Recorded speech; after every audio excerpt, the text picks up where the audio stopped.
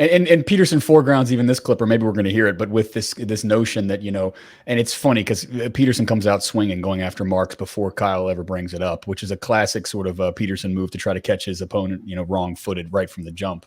And he says, Marx's ideas were disastrous wherever they were implemented, and with no sort of conflating Marx's ideas with the way they were implemented, which is just like some freshman level shit that I'm sure you see in your classroom, used to see in your classroom, Ben. Anyway, let's roll that beautiful bean footage. Or any of his critiques of capitalism that you think have merit? Well, the idea that capitalism produces inequality is clearly true. But Marx didn't think that up. I mean, that's been known forever. It says in the Gospels that the poor will always be with us. I mean, inequality is an unbelievably pervasive economic problem.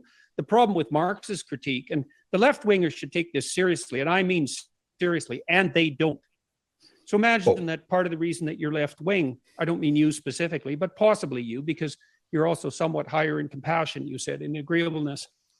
The lefties are concerned about the detrimental effects of inequality, say unequal distribution of capital and financial resources in particular, although there's all sorts of inequalities of distribution.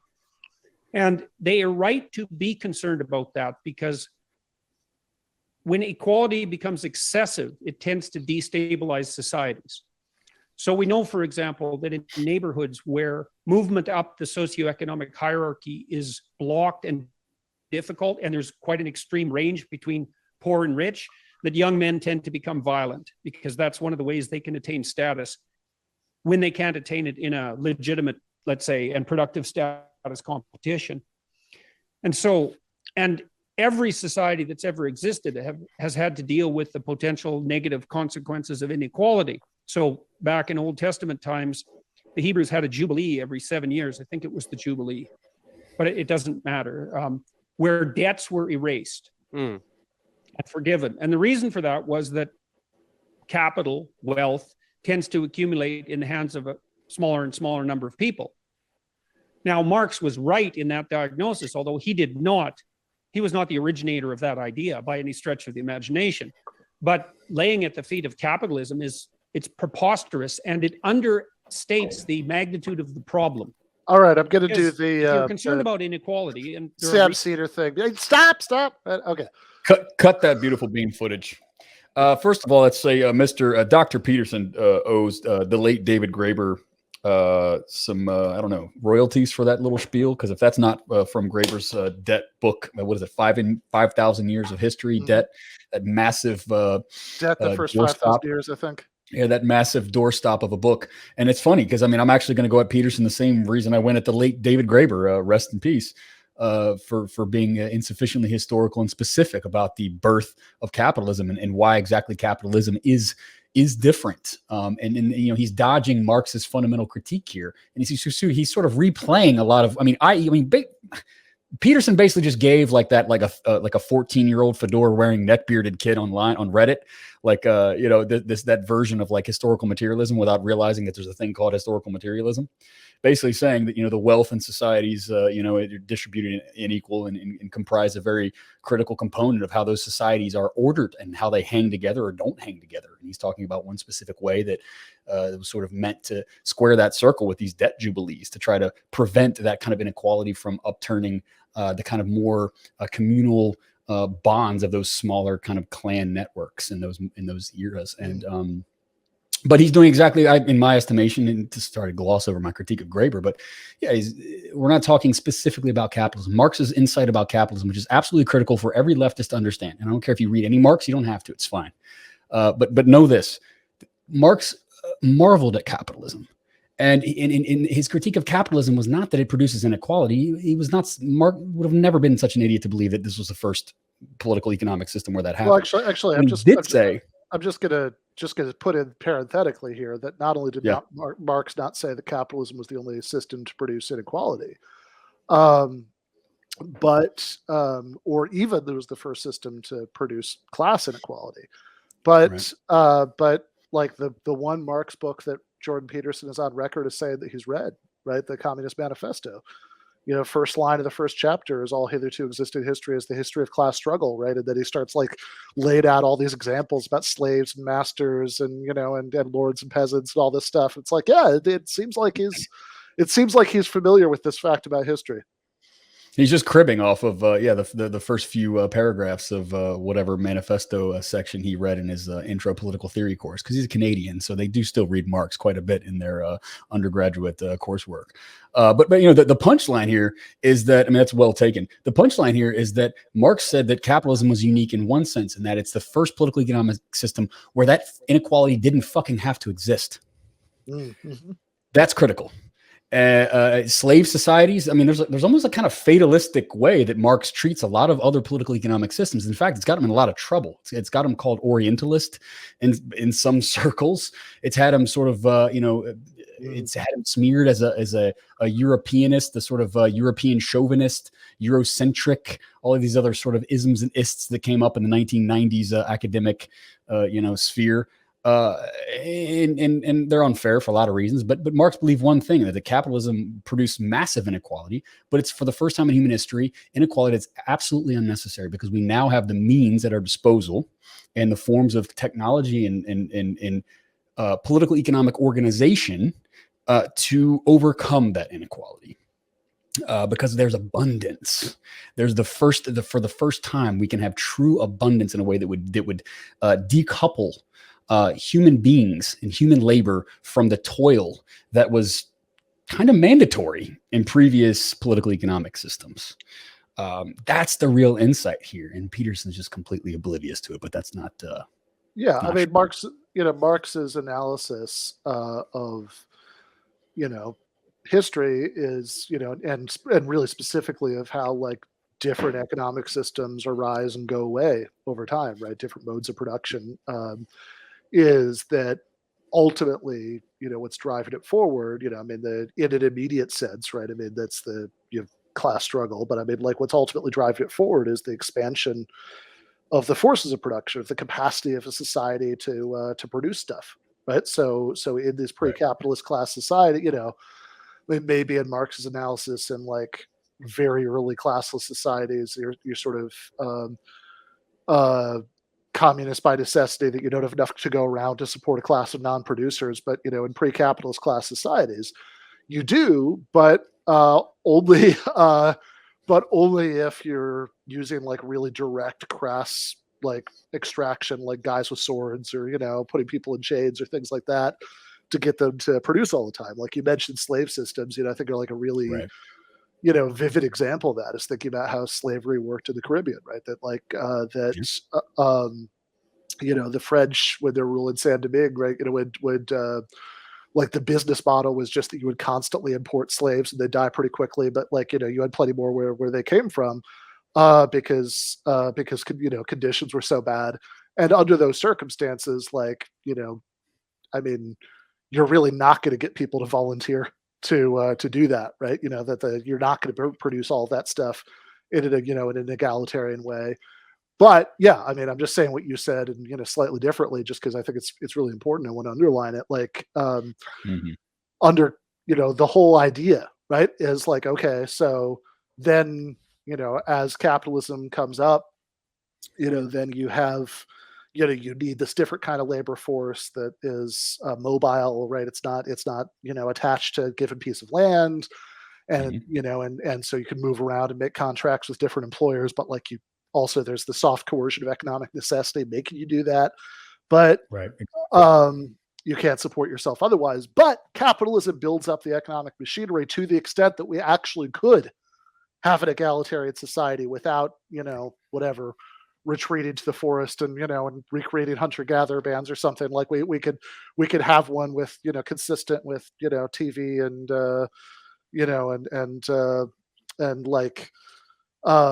and classic rock stations and and restaurants and all that good stuff. What's that? Yeah, penicillin. Penicillin. Yeah. I mean, Marx does quite a bit of it. He does quite glorify in ways he's been taken to task for, but he was sort of using the kind of historical or anthropology of his time, which was, of course, limited. Sure. This was a long time ago, folks. But, sort of these communal societies that could sort of operated as a sort of Eden-esque kind of, Garden of Eden sort of, equality, often matrilineal and communal. And he said, yeah, look, those were great in a lot of ways, but, they worked really fucking hard and they often died young.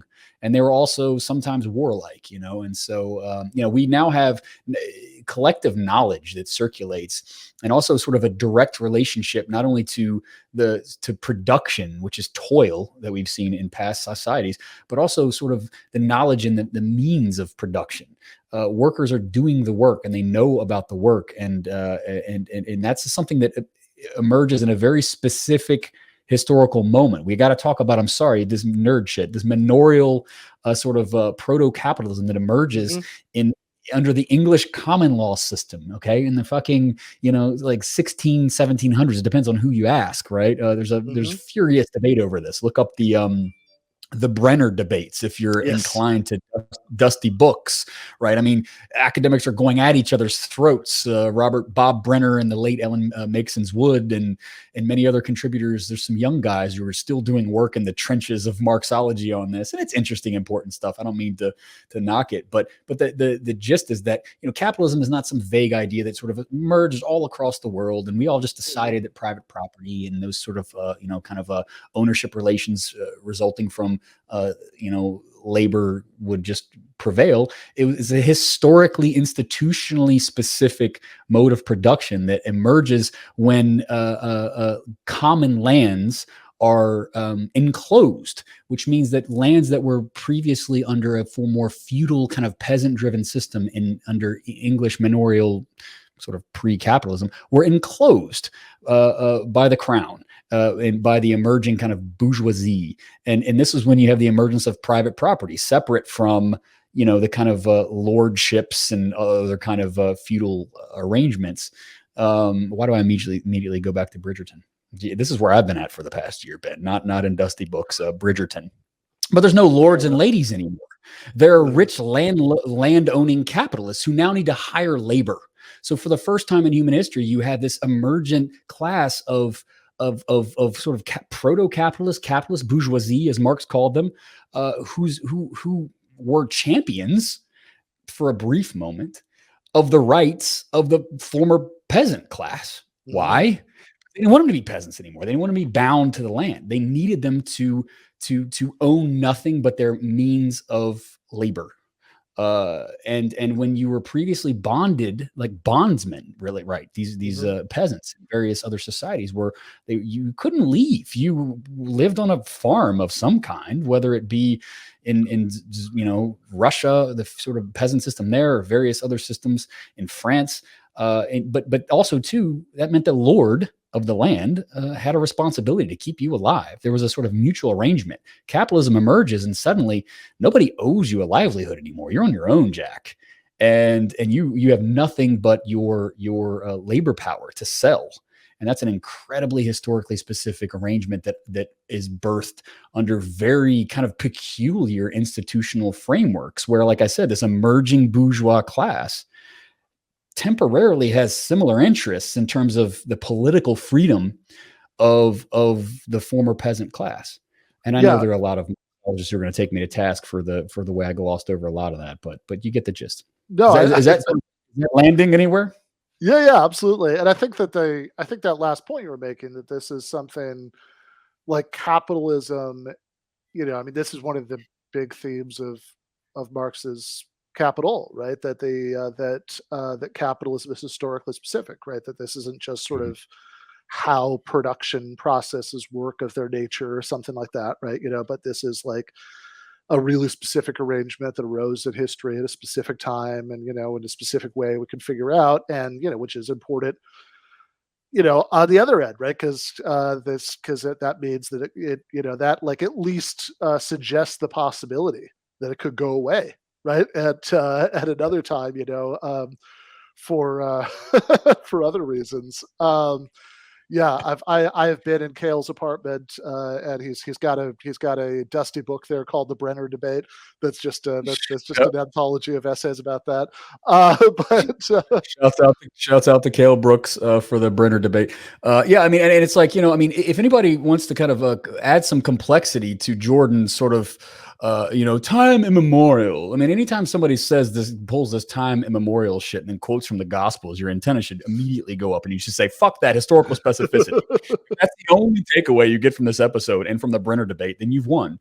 Because go and read anything about the sort of the revolutions of 1848 across Europe, across the world, really. And these were called, what Marx and his kind of compatriots would later term this as the bourgeois revolutions. Right. But they weren't bourgeois revolutions from the start. They were a very complicated, contradictory coalition of working class forces and proto-bourgeois forces. Oh, at that time, quite bourgeois forces. So landowners and workers, former peasants, and kind of, somewhere in between peasants and working class at the time, rising up against, the kind of more feudal state-centric arrangements that had reigned over Europe for over 1,000 years. And so, you had these sort of wealthy landowners who were interested in fighting for the political rights of workers, the political rights, that is, to have nothing but their own labor power to sell, which is a certain kind of freedom. It's a very limited, contradictory freedom. I should say, since we've mentioned this Brenner stuff 3 or 4 times, just real quickly, right? Because this is like, there's a lot of esoteric academic stuff that's not worth getting into here. But I think something, I think in a very broad sense, what is worth saying is just this, right? So my guy, G.A. Cohen, wrote this book called Karl Marx's Theory of History, where he lays out in a very clear and analytically rigorous way the sort of orthodox version of Marx's view about history. And with regards really specifically to the point about the transition from feudalism to capitalism, this guy Brenner comes along and says, it's more complicated than that, it didn't quite happen that way. And, then there's like this big back and forth about that. Don't worry about that. The important point, I think, is that if you think Brenner's right, that actually like really reinforces the point here, right? That this is like, this is this particular contingent historical development, right? So we've taken, Michael Brooks's name in vain a couple times here. So let's do it again and say, like, if you read his book, Against the Web, right? One of the things he talks about, this is not original to him, but he talks about a lot of that book and presents very well, is this idea that what people like Jordan Peterson, who's one of the main targets of that book, constantly do is some combination of naturalizing or mythologizing social institutions. Like, in other words, either portray them as just like sort of part of nature, right? Or, or else that's mythologizing, right? It's the dragon of chaos and the whatever it is of order and, like all that stuff. Either way, right, what it's in contrast to, what the left, when it's doing what it should do, does is historicizing, showing that these things are not like etched into the fabric of the universe. That this comes that a system like capitalism, feudalism existed at a particular time, arose for particular reasons, and then went out of existence. Capitalism arose at a particular time for particular reasons, and we have there's this analysis that we have that says that it could come out of existence at a future time, preferably in favor of something better.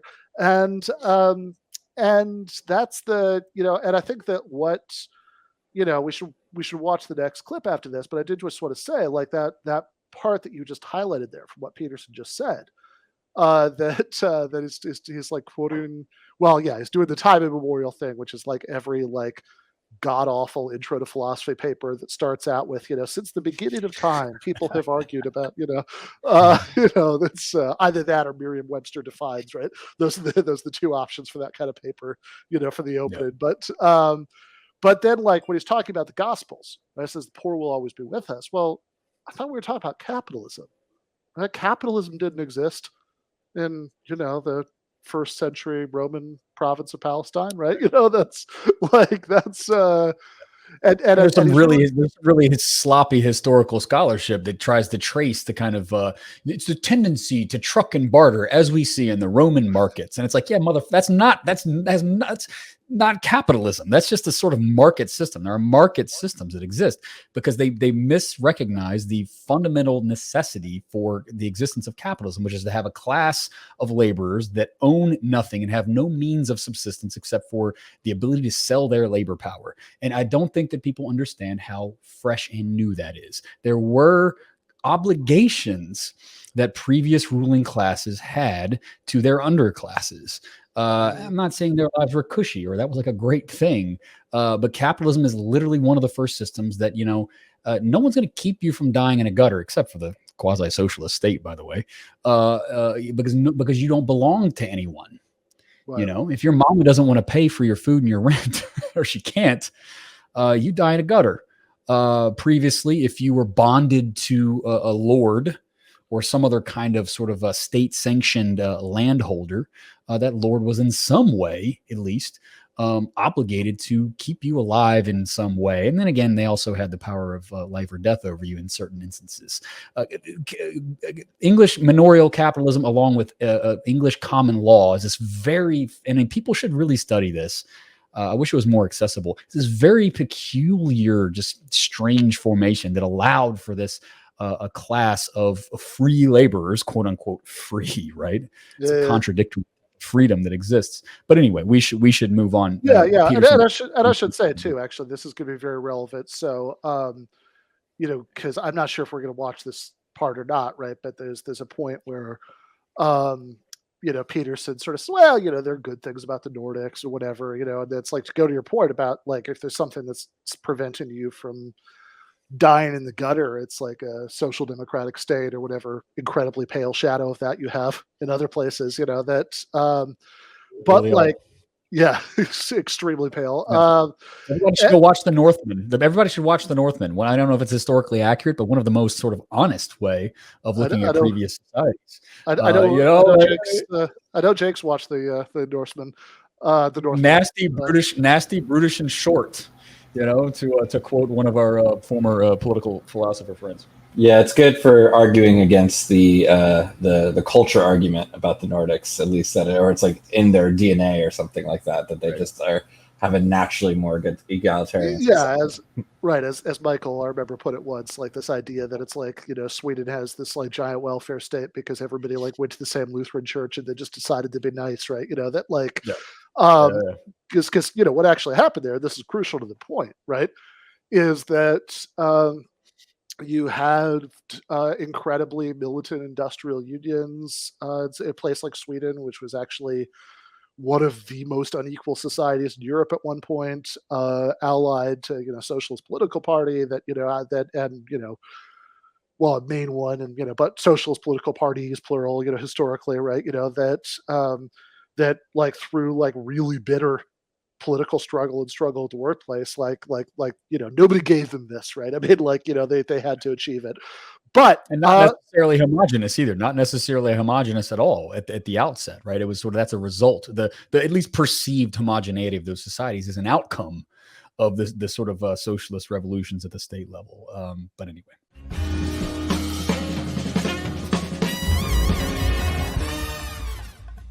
You have been watching free public content from Give Them an Argument. To access every single episode of the show, the main show on Monday nights, all of the streams, all of the debate breakdowns, all of the patron-exclusive post-games on Monday nights, all of the patron-exclusive bonus episodes every week, and much, much more, go to patreon.com/Ben Burgis. I cannot resist ending this with, don't be foolish.